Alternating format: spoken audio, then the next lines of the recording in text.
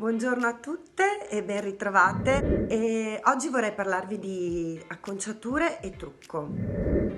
Partiamo dal presupposto che io sono molto minimal, mi piacciono le cose semplici, quindi i miei consigli saranno appunto semplici. Per le spose amo molto il cappello sciolto o un semi raccolto, 2 torchon, 2 treccine. Poi ci sono anche delle eccezioni. Beh, chi ha i capelli corti, già avere il capello corto è un sintomo di grande forza, di grande determinazione, è già grintoso di suo, per cui va bene con tutti gli abiti. Mentre per i capelli lunghi, se avete uno scollo omerale, che è quello che tiene fuori le spalle, è bello un semiraccolto che lasci un po' intravedere la spalla.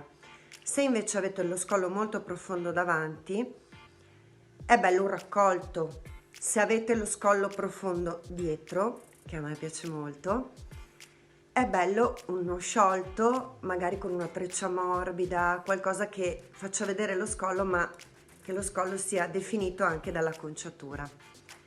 Per il trucco, essendo ovviamente io minimal, vi consiglio di farvi riconoscere, nel senso, quando entrate o in chiesa o in villa o in comune, è bello che la gente vi guardi, vi veda molto più belle, magari del solito, del normale, con un trucco sicuramente che esalti i vostri tratti somatici, ma che siate voi, per cui siate riconoscibili. E questo un po' in tutto, per cui anche il vestito vi deve assomigliare, ovviamente. Quindi è tutta una cornice poi, no? Che viene adattata all'abito e alla vostra fisicità e al vostro viso. Come ho detto prima, per i capelli corti ci sono tantissime soluzioni da noi in negozio, acconciature molto carine con cerchietti, oppure cappellini all'inglese con veletta, oppure anche semplice, una semplice tiara piccolina che si intraveda di perline o brillantini o svaroschini o fiorellini. Ecco, per oggi direi che concludo così.